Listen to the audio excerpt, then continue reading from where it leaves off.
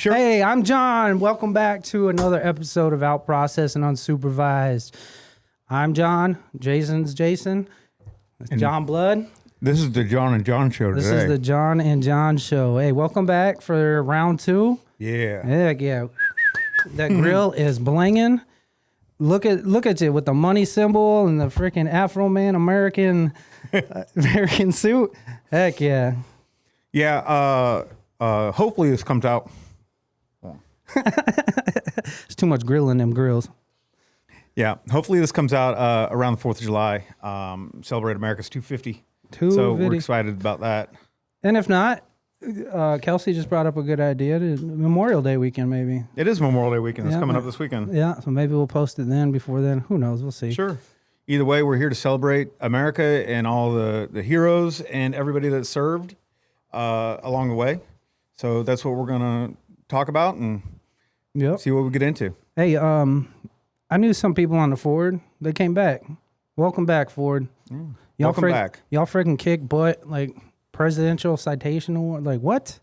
I mean, y'all deserve it, but good job, Ford. Yeah, it was something like an 11-month deployment or something like that. Something like that. Yeah, that's a doozy. It's longer than I've done. That is a doozy, but like I give my my buddy Nate Grumpy a bunch of crap already. I'm like, that's cool because he's like a P3 P8 guy. Yeah. What's wrong with those? You know what I'm about to get out. You don't even have to ask the question. So I was a P3 P8 guy. What's wrong with it? Nothing. It's like freaking luxury when you're a P3 P8 guy. It's fantastic. So he did like most of his career P3 P8s, and his first time on the ship was this last one with the Ford, and what a rude awakening to get welcome to a deployment on an aircraft carrier. But I keep telling him, I'm like, hey man, that's cool that you did that one and you did some stuff, but back-to-back COVID cruises in total, we still smoked y'all. But well, I mean, you know my story. We've already talked about it once. How I went from P3s, P8s to never seeing a ship to walking on to the Ike 5 days after I checked into the command. And saying, "Holy shit! There it is." It's huge. Yeah. How many times did you get lost out there? And the ship, I made myself get lost. I went exploring.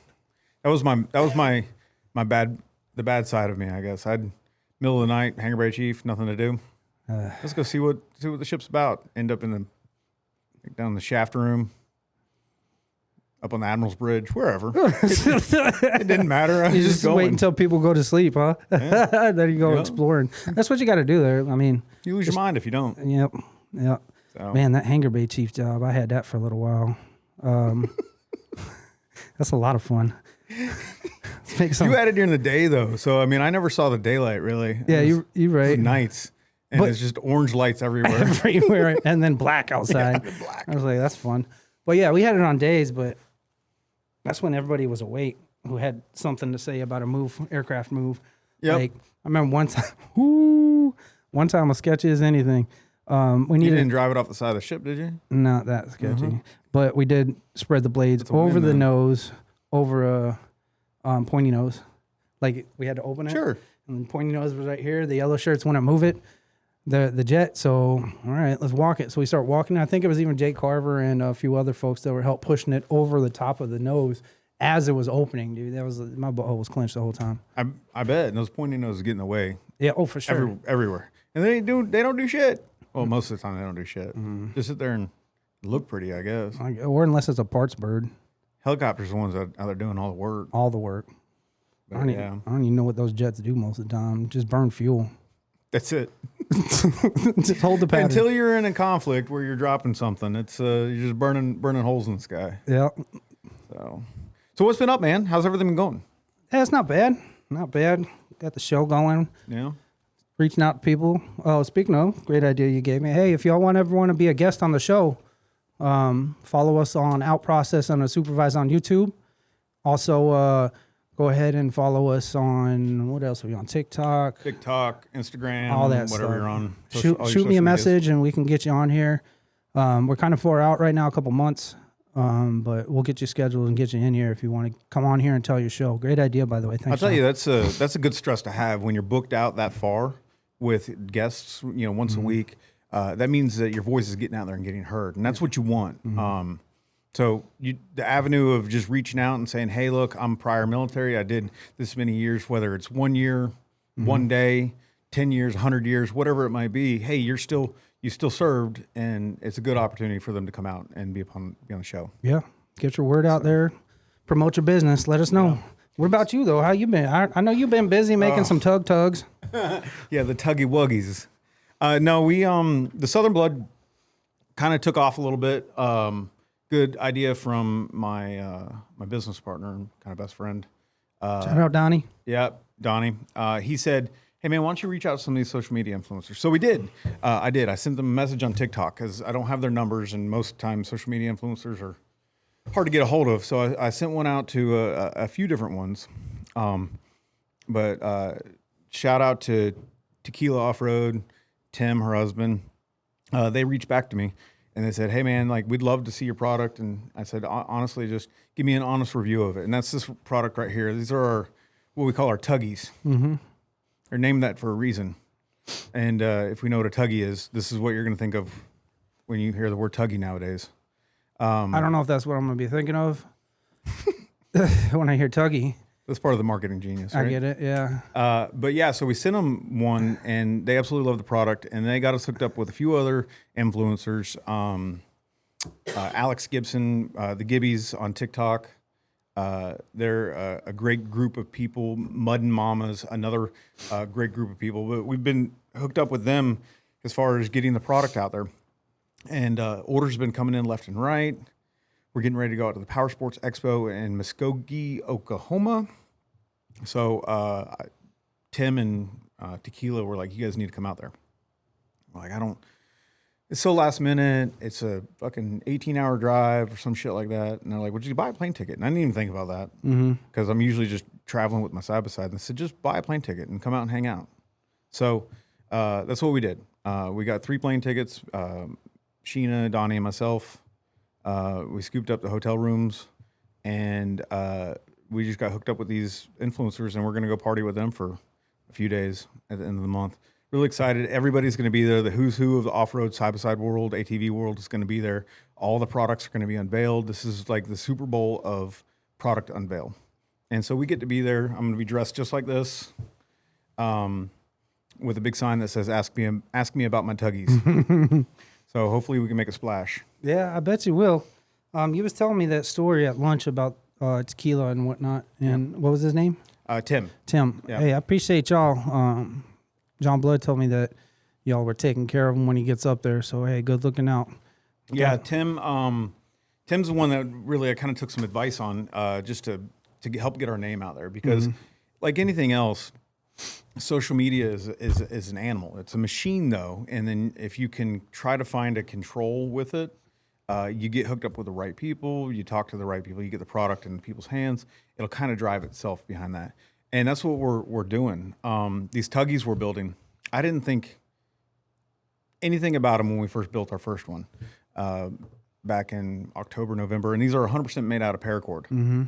This one's rated at 22,000 pounds, which is fantastic. And I've proven that they can hold it.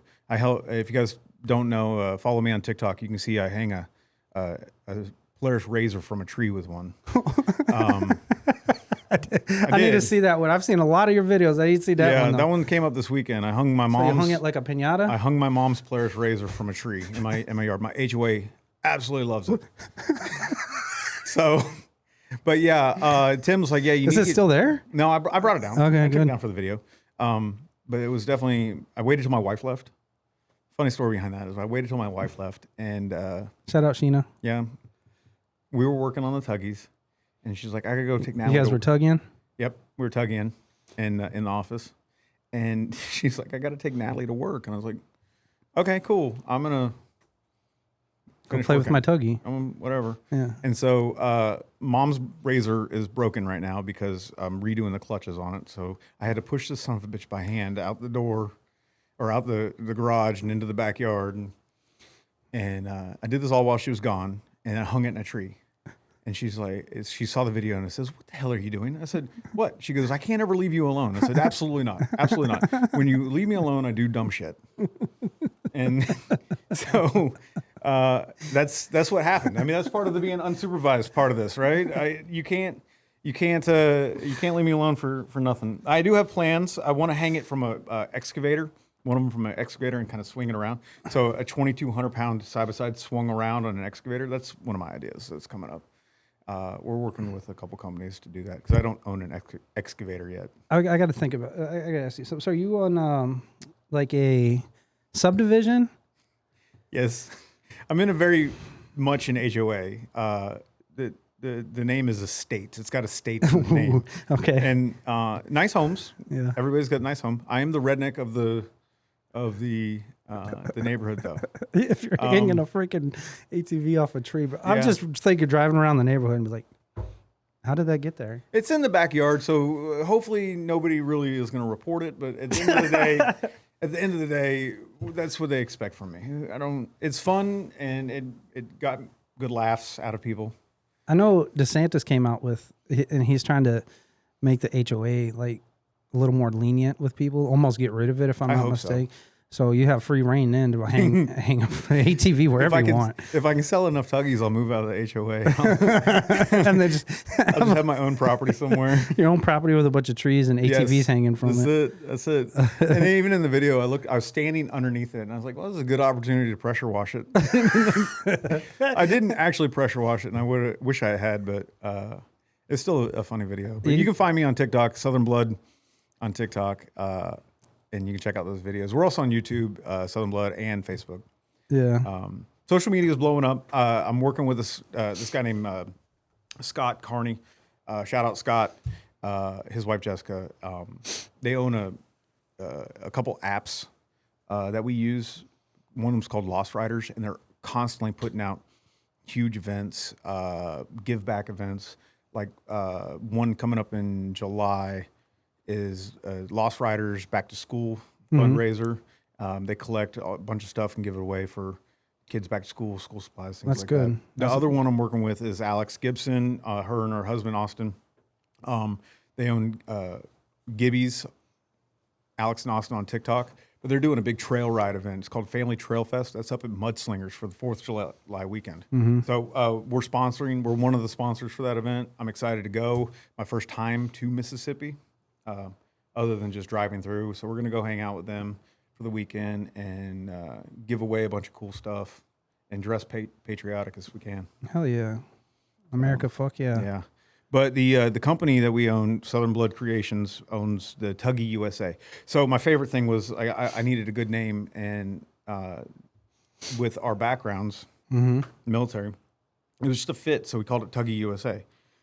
So TuggyUSA.com, bought the website. That was over the last couple of weeks since I was last saw you. So it's a new website up and running. Place all your orders, your custom orders, whatever you want through there, and we get them shipped out next day. All these are built in-house by me. Did you make that one? I did. This one's rated for 22,000 pounds. Like I said, it's 100% out of paracord, minus the hooks and the soft shackle to mount it to your buggy. But It looks like it'd take a long time to make. And my carpal tunnel wouldn't be able to handle that. They're time consuming for sure. I've got the process down to about a little under an hour, start to finish, to get it. But then we have to wait for the rubber dip to cure and things like that.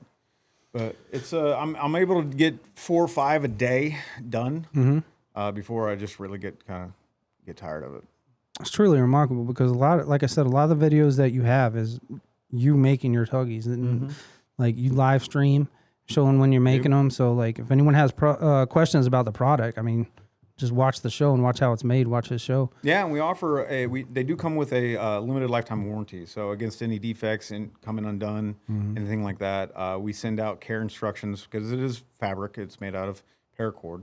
You just got to maintain it and not let it sit in the sun and bake over months.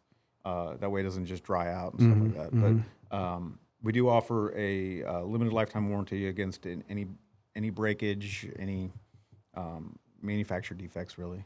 Now, if you are, overloading it, that's a different story. But just contact me; I'll send you out a new one. Yeah, but I mean, if you're hanging ATVs from trees with it, I mean, that's our smaller one too. I did that with. That's not even the big one. Like this, we have 3 different sizes. You got the Tuggy 1.0, you got the 2.0, and then you got the Super Tuggy. Okay. And the Super Tuggies, that's what that one is. Super right there. Tug.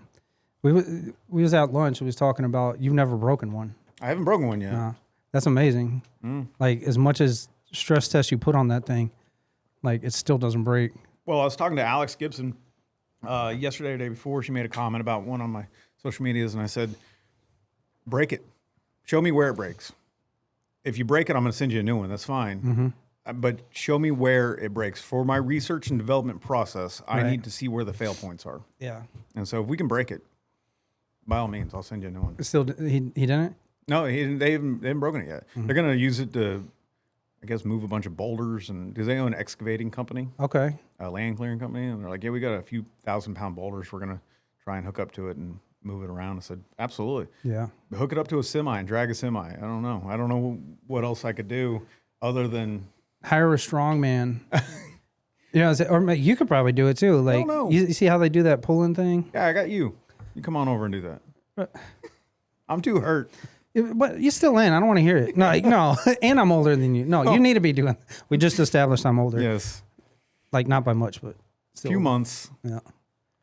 But yeah, no, if I can, I love the research and development. We're coming out with new products every day. And we're just trying to better it. So that's why I said anything I can do to show a weak point on anything that I build, just contact me because I need to see that. Yeah, for sure. You need to see where it breaks. Right. So you can adjust. But no, that's a great product. And when is the expo again? So the expo is the last weekend of this month. So it's like the 28th, 29th, 30th, 31st. That's out in Oklahoma, Power Sports Expo. You can find them on any of the social medias. And then 2 weeks after that, we're going to the Graveyard, which is an ATV park, for Country Rap Throwdown. They have a couple concerts happening that weekend. Like Post Malone? No, it's like the Lax and some country rap artists. Pretty good if you're into that. If you're into that type of music, but it's more of the atmosphere we're going for. And so that's happening the Juneteenth weekend. Okay. And then 4th of July weekend, we're in Mississippi. And then I think there's something else mid-July. I think that we might be at Busco. No, not Busco. Bogs and Boulders out in Alabama, middle of July. So we have a bunch of parks that we're heading to now. Again, it's all for the company to promote, to be a part of. We're sponsoring 2 events. One is the Family Trail Fest, and then the other one is a benefit ride. I don't have the information on that, but I just sent them the sponsorship package yesterday up to Kentucky for a benefit ride for like cancer benefit for somebody. So we're just trying to give back as much as possible and be a part of this growing industry. Yeah. You know, it's truly amazing. I mean, before I got these new vehicles that we just purchased recently, I probably would have had one of those in the back of my 06 RAV4 in case it breaks down. So I drag home with that. Help freaking tug me around. Right? That's it. Yeah. Hey. That thing's gonna tug me all over the place. All over the place. Yeah, to give you all the tugs. Well, real quick, I want to talk about the vehicles I got just right quick. I don't want to talk about what they is. I just want to talk about how it all went down because I told my homie over there at Garber Auto Mall in Green Cove that that whole crew over there did an amazing. I've never had a car buying experience because we got 2 cars at the same time. Never been treated so well by a dealership than Garber Auto Mall and Mike May. Go see them. They will hook you up and take care of you. Like we were in it, like they've been over backwards for us, and I really appreciate that, guys. But yeah, I won't be needing the tug along. I'm gonna keep coming up with different names. It's funny that you tug along with the new vehicles. Because that big Ram that I bought, I bought it from them. Yeah? Yeah. They take care of you? Oh, yeah. 100%. Yeah, good. Went in on a rainy Saturday, and I was like, you got any customers looking to buy this thing? They're like, no. I said, I'll buy it. There wasn't really no negotiation. I was like, this is what I want to do with mine. I traded in my Chevy. It was kind of a piece of garbage. Yeah. And I bought my Ram 3500 from them. Great process. Like, I was like, hey, I got the kids in the car. I'm going to take them home. Yeah. Just shoot me the numbers, and I'll come back. Yeah. And he shot me the numbers like an hour and a half later. I drove back up there after I dropped the kids off at the house and signed the paperwork, and off I drove. Good to go. Yeah, Garber Automall's the shit. It is the shit. Yeah. It's out there in the sticks, out there past Green Cove or in Green Cove, but it's definitely worth the drive for us. It was, and for JB. So go see him. But Hey, I got a question. And you're on this, on your podcast every week talking about everybody's story, and everybody's got a different story. How do you feel about talking about yours? it's coming. I'm not ready yet. Okay. Yep. I just figured I'd throw it out there. I appreciate Not to it. put you on the spot. No. We've me and Jason talked about how we're going to handle that. Okay. It's just going to be maybe a month or so, probably when Will gets back from his vacation. You're good. Yeah. You're good. No I explanation. appreciate that though, for real. The counselor's got to have a counselor, right? If that makes sense. For sure. You're not the only one to bring that up too. Lane, she brought it up. Like, when are you going to go? I'm like, not yet. It's not time. Okay. It'll be soon. Last one I talked about tissue boxes with yours, and I'm going to definitely have some for mine. I love it. Yeah. It's good to get it out though. It really is. The more you talk about it, especially on a platform like this, it just, each time you talk about it, it feels like Get a little it easier. chips away. Chips away. It's always going to be there, but it chips away how numb you are sometimes. So, Sure. Yeah. Hey, I like your outfit though. We didn't really talk about that. Like, you're matching me today. So Yeah. what was was the your story thought? behind it? Yeah, what was the thought on that one? Well, last time you came fully Americanized out and with gold teeth and all that stuff. So I'm not going to let my brother go on a show all dressed out, looking fantastic, and not be the only one who's going to. I'm gonna be fantastic looking too. I'm just saying. So I went to Walmart and spent like $5 and got this stuff. So That's right. I like $5 on Amazon. I was sitting there last night and I was like, man, I need to order something, because here in Jacksonville you can do like hour deliveries. Yep, So amazing. it is. So amazing. So I was looking at the American flag glasses like Afro Man has, and it would have been there like in an hour, but I can only order in like 20 pack. Nah. But I was like, what am I doing with I 20 of gotcha. them things? I'm not going to do that. I could have some at Walmart. So. Shout out Afro Man. It's funny because I didn't realize I've never used like Instacart for things. But my wife is all about watching the softball World Series right now and the college softball World Series. And it's fun to watch. My kids play softball, so I watch it for the most part too. But we were sitting in the garage building tuggies, and she's like, "John, can you hang a TV in the garage?" I said, "Sure," but it's an old TV, an old Samsung. Yeah. I said, "It's not really a smart TV." She goes, "Well, did you get an Amazon Fire Stick thing?" And I didn't feel like going to the store, so I just Instacarted it to the house. They had it to the house in like 20 minutes. It was like, oh shit! Now you pay like double the price for it. Yeah, but it's there, fast as anything. I didn't have to go to the store and buy it, Bro. I'm so lazy. Amazon drops off to my house every day. Yeah. New things, like just different things. And it's like Christmas every time I get home. Like when I leave here, I go home, the Amazon's already delivered. So like it's like Christmas. It really is. We'll walk into it. It's fantastic. My kids love it too, because sometimes I buy them stuff with it. Yeah. This weekend, me and my wife, we sit on the porch a lot and just look out, in the front yard and stuff. It's screened in and whatnot. But the mosquitoes, they're coming up from underneath, and they ate the shit out of me this weekend. So I ended up ordering it was a bug zapper. It was like $30 on Amazon. Get here in an hour. There it is. So I did it, and then she was coming from where the Amazon facility is, right? And I was watching her come, and she made it in like no time, the delivery drive. So I hooked her up with a fat tip. It was like $20 tip. Like I was kind of drinking a little. I was like, "All right, you did great, girl." Like, big tip. Thanks for the bug zapper. Those drunken purchases Ordering. are I wouldn't say they're terrible. I bought a trumpet one time because I was drunk. I don't play the trumpet, but my buddy and I were sitting there drinking one time, and he's a Navy guy. Chris, he's up in Pax River. He's like, "I want to buy a saxophone." I was like, "Let's start like a band." So he bought a saxophone on Amazon, and I bought a trumpet. Shout out to Chris, because he actually learned how to play it. I did not. Why not? It's 3 buttons. It didn't work for me. It didn't work. You're not really musician. No, I am actually though. So I can play the guitar and I piano and things That's like that. not the same. It's just I don't know why I did it. But this thing came in the next day, and it was this iridescent blue trumpet. I don't even know why. And it sat in my closet for probably a year, and I was like, just became a garage sale item at that point. But Chris, he's got this knack and ability about him where he self-taught guitar, self-taught everything, and he's a great musician. So he picked up the saxophone and started playing it, and just that's where he still does it to today. Some people got that, man. They could just pick it up. It's crazy. It is crazy how people can just pick it up. Well, the best I do is a drunk karaoke. And I love karaoke. Yeah, I bet you do. I bet you kill it too. The showmanship on stage is the fun part. What's your favorite song to sing? Oh man, I'm a huge Zach Bryan fan. Okay. So a lot of that style of country, whether it's Zach Bryan or Treaty Oak Revival. You can do a cappella? I'm not doing it right now on the show if that's what you're asking me to do. No. But yeah, I can do it without music. Yeah, that's kind of what I was getting at, but it's cool. Yeah, I know where you're going with it. Cousin you. The good I'll do. There it is. Oh, man. That was the beat. I know.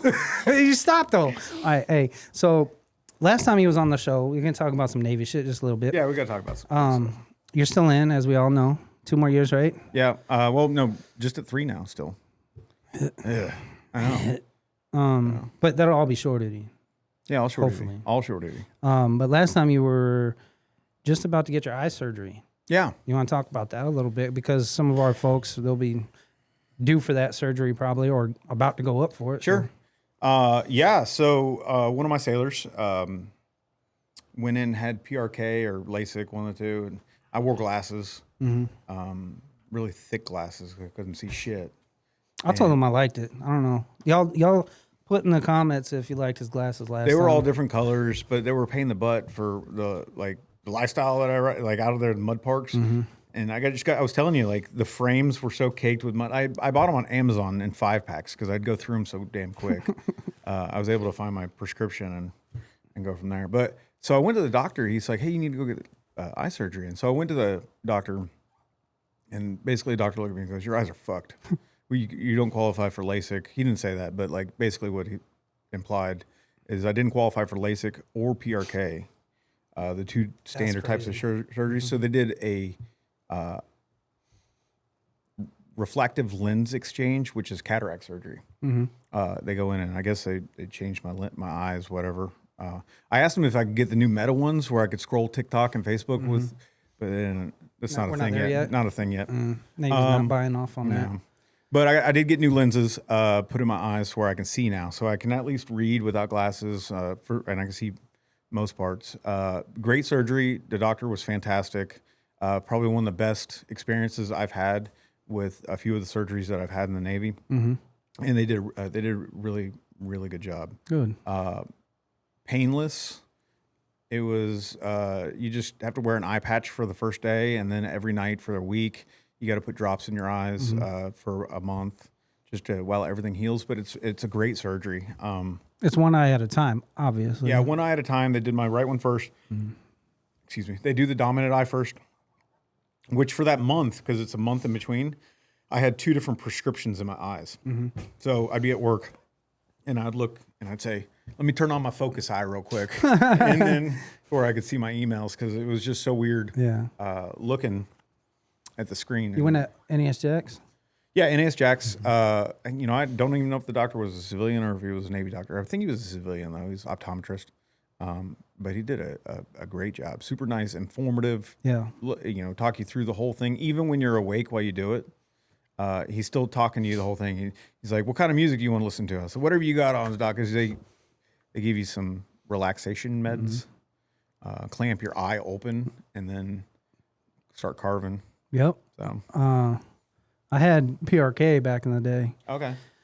So I had it where they actually take it's like a toothbrush and they just basically scrape your eyeball over and over. But like you, I went in there, it was a great experience. They give you what's that shit to calm down? Fucking drugs. And so you calm down and then you go in there and you lay. Those are the only drugs we condone, by the way. Just so we're clear. It was prescription. For somebody. But so I'm getting there and I lay down and they're like, all right, so your eyes gonna be propped open. That was the worst part, I think, is that and smelling my eyeball burn. That was the second worst part. But you're sitting there looking up at this thing, and you're laying on your back, and you see your eyeball, and you see them like on your eye, and you're like, you don't feel it. You don't feel anything on your eye except that it's open and it's really, you want to blink. You're like trying to blink, you can't blink. But they do both of them just so that you don't have to come back again. But then when I went to stand up, for some reason, the whole room filled with like nurses and doctors and stuff. I didn't know what the hell was going on. They all come in. They're all standing around me. I'm like, what's going on here? what do you guys want? They're like, oh, we're just making sure you don't fall. I'm like, what do you mean fall? They're like, well, we have some people that pass out sometimes after the. I'm like, oh man, if I fall, it looks like you got enough people for that now. No, so the weirdest part with mine was when they actually take the lens out of your eye is like your eye's open, but you are not seeing no more. Yeah. Like it's black. Yeah. And you just see like if I was to stare in these lights and you just see 3 little dots, and the doctor's like, just focus on those dots. He's lining up the lens to put it back in the correct spot. And that's the weirdest part because you go blind. Yeah. And you're like, oh, well, this sucks. That's what that's about. That's what that's like. Okay. I don't want to do that. Yeah, let's not do that. But yeah, it's crazy experience. What's the worst experience you've had with the doctors, a Navy doctor, or I don't know. Maybe I shouldn't say the worst, but maybe. That's a good question. So our last guest, I think it was last week. Yeah, Matt. He was talking about how he had needed to go to the emergency room, and he's on Mayport. Yeah. I think he was talking because it was blood pressure or something like that. And Mayport doesn't have emergency room. Oh, it was his gout. So Mayport doesn't have an emergency room, so they'll refer you to Jack's. That thing kind of happened to me where I think it was 2015, and I had an anxiety attack out of freaking nowhere, dude. I'm working out. I had already been working out for like almost a full year. Felt great. Everything was functioning good. I just felt all around good. I went to step off the the elliptical, and things just started getting a little weird, like in my vision and how I felt. Take a couple more steps, it's gradually getting worse. And I'm like, what the heck is going on? Got to the locker room, went to take a shower, and I literally felt like I was about to die. Like, I don't know what I was just like, I'm dead. My heart's going fast. I'm freaking out a little bit and actually freaking out a lot. So I ended up getting dressed, and I went to the medical on Mayport base, which once again, they don't have the emergency room. So when I got there, most people weren't there yet because it was early, and I was still freaking out in there. And finally they took my blood pressure, and I was like, this was probably an hour after all of it started. My blood pressure was like 190 over 120. Oh shit. At that point. Yeah.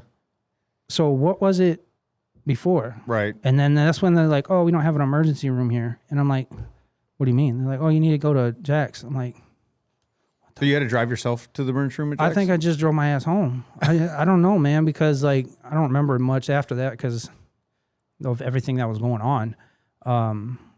I think I did just go home and slept and felt a little better, but it was the strangest thing, dude. That's wild. It just came out of nowhere. Yeah. I was like, Did it ever happen again?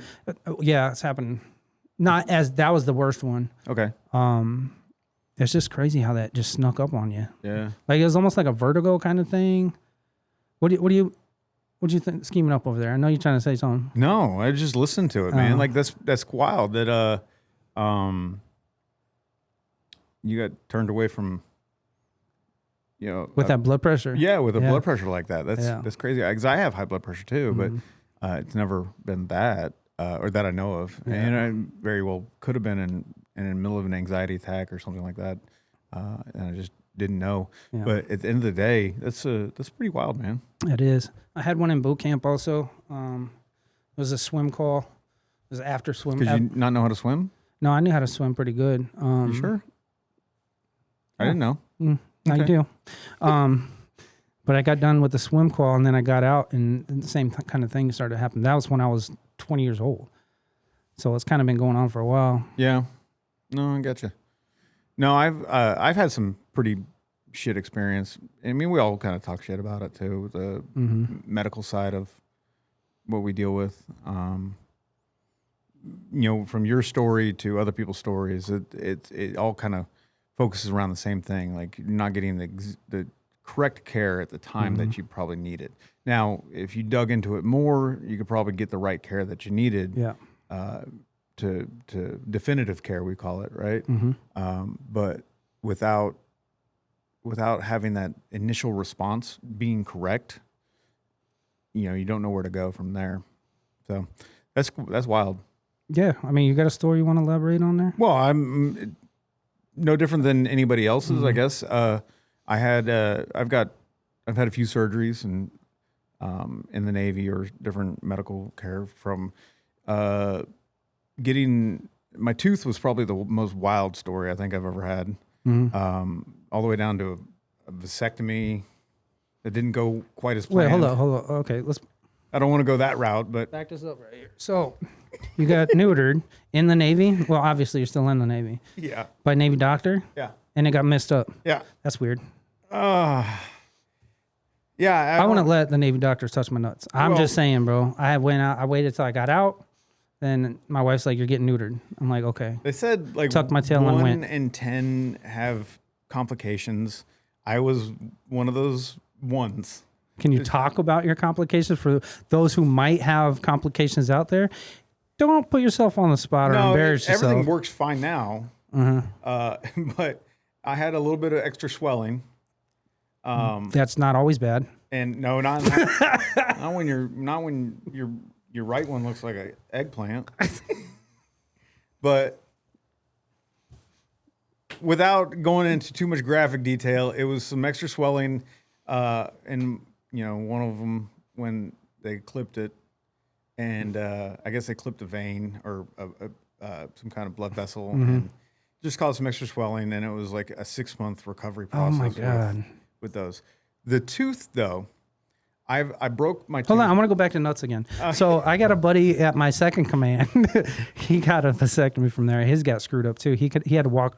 He was walking weird for 6 months. I was too. Yeah, probably because your nuts were swole or one nut. Yeah, it was one nut was swole way too much past the other one, like that big.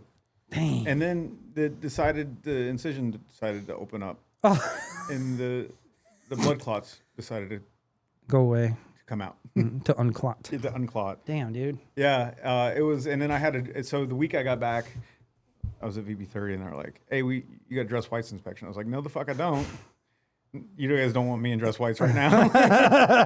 Look at the bulge. Yeah, it would be completely inappropriate. Right. The tooth story. Okay, the tooth story. Oh yeah, so the tooth story. Well, I had when I was 10 years old, my best friend, childhood best friend, his sister broke my front tooth in half. She hit me in the face with a pipe. It was deserved.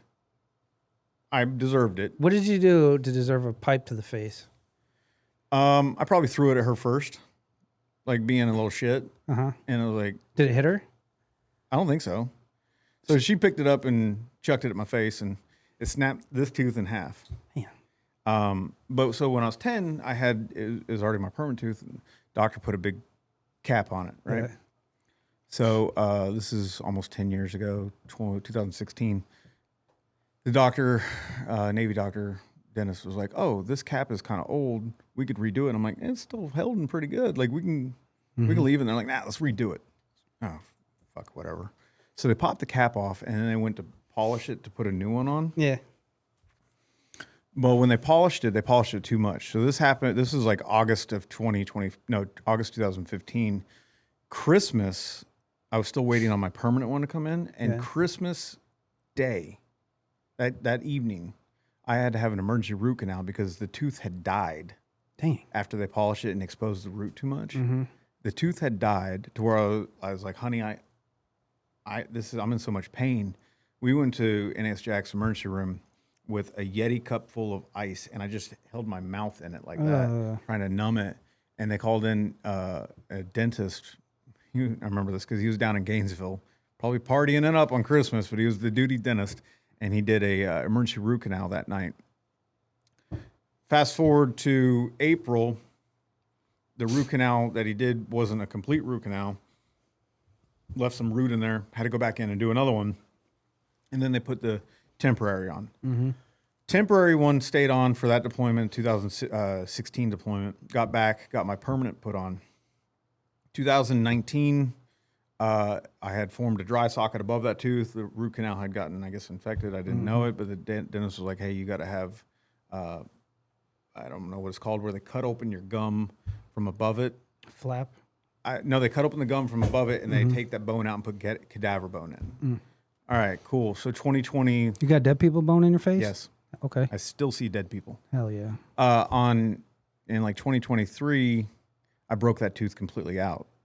Like I was drunk out on Black Creek, cracked the tooth, ended up having like the tooth came out of my mouth at that point. So I had to start the process of getting an implant. The implant takes usually about a year to do, but I had a deployment right in the middle of it. So I went on that whole deployment missing my front tooth. It was the most wild thing. I was eating a taco when it fucking finally broke out. We were at a Mexican restaurant. And I was eating something. I was like, oh, fuck, there's my tooth. And I was so upset. Like, I was mad that it happened. And I probably was a little bit more rude to the dentist than I should have been. But I was just irritated about the whole thing because it's been a problem. Yeah, it's your freaking it's your face. Did an entire deployment with, they gave me a little denture to put in. So at least when I take pictures, I could have something. But that broke 3 weeks into fucking cruise. How'd you break it? It was in my pocket. Why are you keeping your tooth in your pocket, I don't know. It was full of lint and shit. So then, you can floss that pretty good, huh? when I finally got home from that deployment, I had already had, like, we were already in the process of the implant. So all I had to go and just finish it up. And so ever since then, the tooth's been great. But it was just a 10-year process from the start of that tooth to, like, now I have my permanent implant finally and good to go. But people knew me with having a missing tooth because I was like, finally, I just accepted it. I was like, fuck it, whatever. I'm missing my front tooth. Yes. What happened? Well, I got drunk on Black Creek. I guess what happened. That's a cool story behind it. While you were talking about that, it made me think of one more story I wanted to talk about of how Navy medicine hooked or didn't hook me up. So I may have talked about this on the last show, but here we go. The 2019, the 2 COVID cruises, the second one I was going on, I had got diagnosed with ADD in 2020 or something like that. So they put me through the regime of Ritalin, see which one sticks. Ritalin didn't stick. Then they put me through a regime of Adderall. They started me low and then da-da-da. Well, by the time we start going on deployment, that second deployment or whatever, they had me at the max dose of, 60 milligrams a day. Instant release. Ritalin or Adderall? Adderall, I'm sorry. Adderall. Yeah. Okay. And they kept telling me over and over again, make sure you bring a supply of your Adderall. If you need more, get it. And I was like, okay. So I had like a stack of I think 300 that my doctor gave me before I left, whatever. And then that went away through deployment, taking it as prescribed or whatever. There's no reason, I had no reason to abuse the shit because I was still trying to figure the shit out. And then I go to the doctor because I was getting low on my meds, and they was like, we don't supply Adderall out here. We can't have that on the ship. I'm like, hold on. Before I left, our corpsman said they would have plenty. He verified with medical. Yeah. This, that, the other. And he's like, no, we can't carry Adderall. We can't get it shipped out here or nothing. I'm like, what? We can fly you to Germany so you can get your medicine and come back. I was like, and that was eventually. Yeah, because Adderall is one of those ones that you have to step down off of, isn't it? You can't just stop taking it after you're on a regimen of it. Am I correct in that? Yes. And I've had 2 instances in my life where I've had to just quit cold turkey like that, but that was one of them. After going 60 milligrams of fucking for 3 months and then bloop, done. Yeah. It's like, so I talked to the doctor when I was out there. I was like, what am I supposed to do? Just, can I go home? Like, can I what is happening? Like, I'm not, this ain't going to feel right. He's like, you're right. You're going to be very irritable, very tired, don't want to be here. And I'm like, dude, I don't already want to be here. We was just here. To it, we was just here. Like, I don't want to do this. Like, give him my medicine. Like, what the heck? So they couldn't give me medicine for like the last 3-4 months. I was without the medicine. Oh, it's terrible. Yeah, dude. It was insane. Talk about emotion. That's why I was when you saw me, dude, I was such a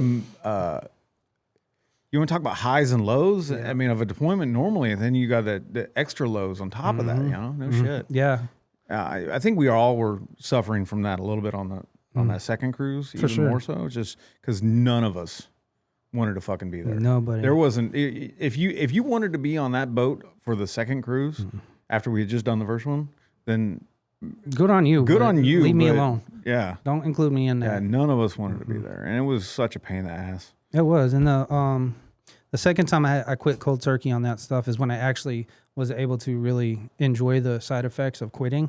Not enjoy it at all, because when you're on the ship, right, you get distracted. Yeah, I felt like crap, but you know, my mind was always doing something out there. But when I was home in Washington, I was trying to get off all the medicines that I had been, and I was just like, I've quit everything else: smoking, cold turkey, dip, cold turkey. This ain't gonna be no problem. About day 2 into it, man, I didn't leave my bed. I didn't leave my room for 4 days. No shit. Because it had me on the bed just tired and depressed. Just what the heck is going on? Finally kicked it, and I haven't been on it since. So good for you. Yeah, good for you. Yeah, now I just forget everything all the time now. Well, that comes with age because you're old, as we've established. Huh. That's see the benefits of that. I like how we turn that real quick. Yep. No, I get it though, because the doctor has me on Lexapro and some other ones and stuff like that. And if the prescription doesn't get refilled, then shit gets weird. Sometimes I like to just not take it for a week or two just to spice things up. But I'm kidding. I don't do that. No, absolutely not. Which one were you on? Lexapro. So when that experience I had at 2015 when I had that panic attack, and they found my blood pressure, that's what they put me on a regime of blood pressure medicine. They started me with Lexapro, and I thought it was going good. Come to find out, it made my panic attacks extremely worse. Prozac did that to me. Oh, really? Yeah. Oh, okay. Yeah. So I was on Prozac in 22, 23. It was after the COVID cruises. And I had a breakdown on Christmas Eve, just in my dining room. It was one of those like in tears, can't control my emotions, didn't know what was going on. And so I went back to the doctor and he's like, oh yeah, it's the Prozac. It compounded everything. Dang. And it was just, it happens to certain people. Some people react to it different ways. And that's how my reaction was. So it's definitely a thing. And if you guys don't know, mental health is one of the biggest things that we deal with on a daily basis. And I'll go back to a little bit more serious stuff when it comes to what we struggle with. Whether you're, it doesn't even have to be in the military. If you've had a life where you live like we do in some kind of service industry and you're told what to do, when to do, how to do, and then, that stops, you might have those symptoms. You might have those thoughts. And that's why we want to make sure that you guys understand that there's avenues to try to cope with that. If whether you can cope with it yourself, you think you can cope with it yourself or not, you reach out to somebody, talk to your friends, talk to your family, find somebody that you can confide in and talk to about those thoughts, feelings, depression that you might run into. Yeah. It's mental health's a big thing. And I like what you said there too, if you can handle it by yourself, because a lot of us do, because we don't want to feel ashamed, embarrassed, this, that, the other. So we try and handle it ourselves. But I will tell you, folks out there, if you think you can handle it yourself, that's good. But don't limit just to yourself. Actually talk to someone professional or a good friend, a mentor. Because if you're talking about it yourself and if you're talking it to someone else, that's just double impact. That's going to help you. But if you're just sitting there doing it yourself, who are you arguing with? Yourself about things. So it's just never going to work. So get an outside perspective on things and then see if that helps. Well, if nothing else, Sheena has been a sounding voice for me where I can lean on whenever I have those panic attacks or issues or whatever they might be. I can look at her and she can kind of see when they're coming. It's funny that our things used to be like concerts. We used to love going to concerts. Every weekend we'd go find somebody, and we don't do that as much anymore because of me. I can't handle it as much, right? But she knows when it's happening. It's almost like her little spidey sense stands up Yeah. and she'll look at me and say, "You okay?" And even though I might not try to show anything on my face, and I'm just standing there awkward, like listening to the music. Yep, I'm fine. She knows, and she's like, "Hey," and she'll come up with a reason, like, "Hey, we got to go home and take care of the kids," Oh, that's awesome. and or something like that. Yeah. She'll come up with That's a reason amazing. why we need to leave. That way, she does it because she doesn't want me to feel like I'm failing her, Right. right? By saying, and there was a time one of my favorite bands, Whiskey Myers, specifically, was down in St. Augustine Amphitheater. And it's one of those concerts that I've always wanted to go to. I love Whiskey Myers, one of my favorite bands. And it was just so loud and so rowdy. And she looked at me and was like, "John, we probably ought to roll." And I was like, "Uh-huh." So we left and we went and got tacos. And so it was just for her to recognize that and say, like, That's amazing. yeah. And so she's been a great sounding voice. So find somebody like that in your life is one of those key factors for me, at least. Yeah. And if you don't have someone like that in your life, you should find those friends that you can confide into Yeah. and you can talk to about. Yeah, we went to see what look, you got me talking about stuff. I'm supposed to be saving this stuff, but okay. Couple weeks ago, me and Ashley went over to Mason's house. You all know Mason, and he was doing a whiskey tasting and he had a bunch of folks there that I didn't know. Of course, I guess my coping mechanism is to just go in a corner, put my arms on cross my arms and just kind of observe and try not to freak out, right? So during one of the times where it got super loud in the house, I'm there and it's loud and I'm about to freak out. And then I look over and I see Mason, he's staring right at me. And he's like, "Give me one, you good?" I was like, "Yeah, I'm good." And it just, him doing that, checking on me, I was like, "Dang, thanks, bro." I needed that to snap out of it because I was like looking around just waiting for something. Yep. But nothing was gonna happen. But I totally feel, man, that's the shit that we go through. You're still in, I'm out. You're always gonna deal with it. Sure. And the more people that you have on your side, the better. Donnie does the same thing for me. Donnie and Susie both, they do the same thing for me when we're at mud parks. Because Sheena might be off over here doing something, and I might be off over here doing something, and one of them always kind of looks around and says, "Hey, thumbs up." We good. Yeah, because there was times when I wasn't on medication and we'd be at these mud parks, and I would just get my side by side and I'd just leave. I'd just go back to camp, and I would just Irish goodbye them. And we have a big group of people, and they'd look around and be like, "Where's John?" Well, oh, he's back at camp. Oh, why is he back at camp being a sourpuss? No, I didn't want that anymore, right? So the medications sure do help, but then having those people with you to recognize, even better, right? Yeah. What you said about the sourpuss thing is it's a struggle I go through too. I've always gone through that. It's not that we're being sourpusses. It's just the way that we have to handle the things. I have to remove myself from the situation and kind of refocus. I don't know if that makes sense. Like I get out and I can go before like at these mud parks on a specific time. I was just like, I can't do it. I'm going to go back to camp, and I'd go sit around a campfire where it's quiet, Recage. Right? And it's better. And it helps, yeah. It does help. And And it's I good that totally you're understand. recognizing to do that stuff too, because if you don't do that stuff, you're just either going to go back to camp and you're just going to be grumpy, and then people are going to get there and say, "Why are you so grumpy?" And be like, "I'm not grumpy." Cause problems with your friends and family, right? Absolutely. You know, how many of us can sit back and recognize, I'm sure all of us actually can recognize it, but irritability with our kids in the house, like you got dogs running around, you got kids running around, loud, Yep. same shit, Yep. you know?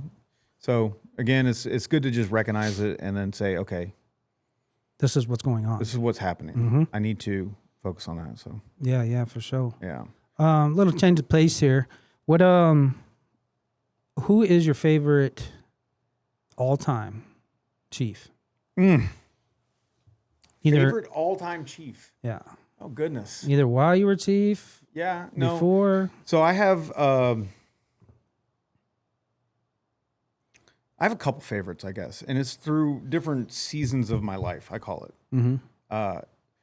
Growing up as an E5 and then E6, my chief at the time, Chris Carpenter, he's a mass chief over in one of the VP commands. He was my mentor and gave so much guidance, good and bad, that I was able to learn from, right? Great dude. Him and we used to go round and round as far as arguing. But then when I started to work with him, and he would take me on debts, and he became my branch chief Yeah. at the time.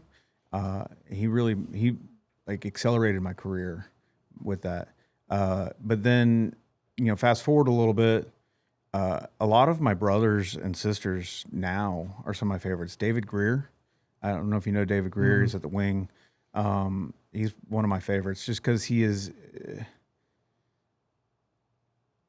gives a shit, but he just like doesn't. He's like one of those don't give a shit type of attitudes, right? He's like, it'll work itself out. Aircraft won't fly today. Okay, got it. We'll figure out why they don't fly. I love that. I love that type of mentality. That's a cool mentality to have. I'm working on that skill. They'd be like, yeah, it don't work out. And we'll figure out how to get around this, but it didn't work out. Whatever. It took me a long time to get there, and I think I've gotten there to where I'm like, aircraft are broken. Yeah. Okay. Well, let's figure out why they're broken, and let's one step at a time. But there's so many chiefs out there that have influenced me or just been a friend. PJ Fowler is a friend of mine. He's a great dude. As far as he reached out to me, and he's able to. We still talk from time to time, right? Nick Hinojosa, she hated me for the long time. Now she's one of my best sisters, right? I saw her. Jeff Guys' retirement. Yeah. So she just came by the command the other day, and we sat down and talked, and I hadn't seen her in a little bit. Sean Mullen, another one of my great friends, little Sean.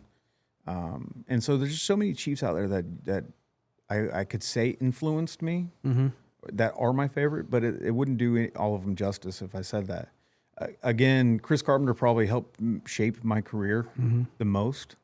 But now I guess it's a collective of everybody that kind of keeps it going. Right? A piece from everyone. Yep. Yeah. And you could take the good and bad. You could have the least favorites, learn from them.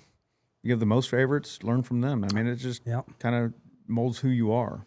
I think you learn the most literally from the bad ones. Absolutely. How not to be. Yeah. Because you don't want to be that type of leader. For me, I had plenty of chiefs. You can't just single it down to one, whatever. That's what I'm saying. But the one that always stands out to me that actually humbled my butt a little bit, because I was a little cocky 81 who knew the aircraft really well, but this was over at FRC Southeast, excuse me. Ray Feliciano, holla. I bet if he's watching, he probably wasn't expecting that, but he definitely chiefed the hell out of me for about 2.5 years. Hell yeah. I'm talking so I lived in Mayport, or I worked in Mayport, and I lived in Mandarin. So every day after work, when we had just got done talking to each other all day long, he would talk to me the entire way home, almost daily. And it was mentorship and stuff. And I listened and took it all in, but he really gave a shit. So yeah, appreciate that, Ray. That's the good thing is when someone does give a shit, right? We're all friends, or we can all be friends at work. I don't go to work in the mindset of I'm going to be your friend today, or I'm going to be your friend today. No, I'm going to be JB or John or whatever your brother, however it is. If we're friends outside work, great. If not, okay, cool. We just sometimes we don't mesh, right? Yeah. I don't want to take that away from anybody that's a good chief that I just don't recognize that way. Yeah. Because everybody has that good in them. Some don't, I guess, as I'm learning now with people that are retiring and not coming to work anymore, things like that. But we call it the road program, retired on active duty. But at the end of the day, we all kind of have the same thing in common. We can all kind of live that same life, and have that connection there. Yeah, I mean, if it wasn't for the Chiefs, me and you wouldn't be here. No, the ones prior, yeah, current, all that stuff. So appreciate y'all. Yeah. Yeah, before we wrap this up, I want to look at something. Will wants me to look at something real quick. Sure. I think. You ever hear a man scream with no lungs? So did we have another we're watching a funny video. Hi, my name is Kai. I am 24 years old, and today I am surrounded by Oh, cool. U.S. war veterans. Oh, look at that. So my first claim Hope y'all can hear is this. Yeah. my trauma's as bad as yours. Is this going to show on the podcast? Okay, good. Like that video, Will? Yeah. Who is this diva? Name's Earl. Who's this diva? I'm from 68 to 73rd Infantry.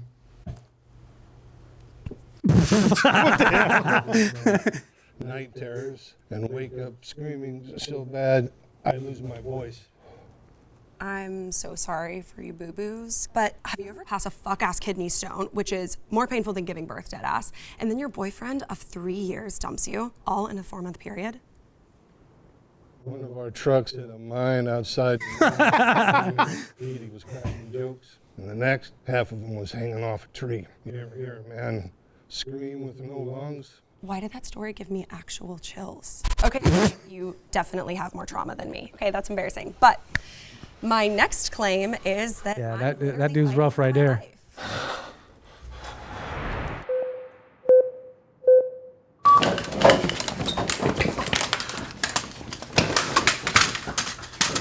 Captain Mike Bradley, U.S. Army retired, proud to have worn the uniform. Yeah, speaking of, this fit is putting the cunt in country. Slay.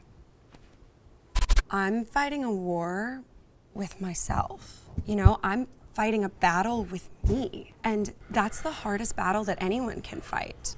Just saying. Oh, what was you guys' anthem? Or what? Like, you know, the song that you would walk out to together. Walk out where? The battlefield? Can you imagine if for the next one we did Toxic? I would go Feral Life here. Like, imagine the fog clears and we're all just standing there and then you hear, "It's Britney, bitch." Lower the casket. That's silly, yo. Credits. All right, Will. Oh my God. I don't know if that is for real or not. If that's real, if she's real, like holy crap, Yeah. No. that's sad. That is sad because if those are true vets, and I assume they are, right? Yeah. Then every one of them deserve better than that. But I assume that, I mean, they posted it, so it's got to be. Yeah, I mean they're all there for a reason, so Yeah, there's got to be a reason. that's cool though. I mean, at the same time, at least you know, still getting the word out there. That's still getting the word out there, even though she's playing it is. off like it's It not a- is not a And thing, but- I mean, the title is "One Gen Z versus 20 War Veterans." Right. I So, mean, that should tell you right there. understand what it's going to be, I guess, Yeah. to start with. But yeah, that's a wild take on it. Yeah, it's pretty crazy. I might have to watch the rest of that. Let's wrap this up, though. JB, we've been doing this for a minute. We could probably keep doing it for a lot more. Sure. Will's got stuff to do. We all got stuff to do. Just recapping. When is the? Yeah. So we got the Power Expo? Sports Expo end of the month, 28th to the 30th, 31st, something like that. And then following that, we have the Family Fun Fest. That's happening at Mudslingers Off-Road Park or Mudslingers ATV Park in Houston, Mississippi area. Shout out to the Gibbies for that one. Gibbies and Mudding Mama's crew for that. And then we'll see where we go from there. So we're just getting the tuggyusa.com up and running. Great website. Let us know if we can help in any way. Okay. Socials? Socials, yeah, you can follow us on TikTok. No, your social. Huh? Your social. You want my social security number? Yes, it's 867-5309. Okay.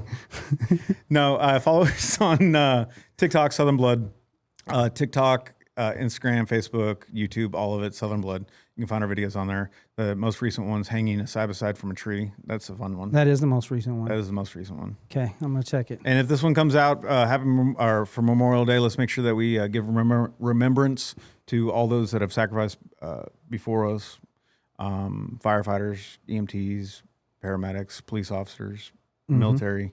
If it comes out for 4th of July, happy 4th of July. Happy 250. Happy 250. Yep. Yep. You want to sign us out, dog? What you got?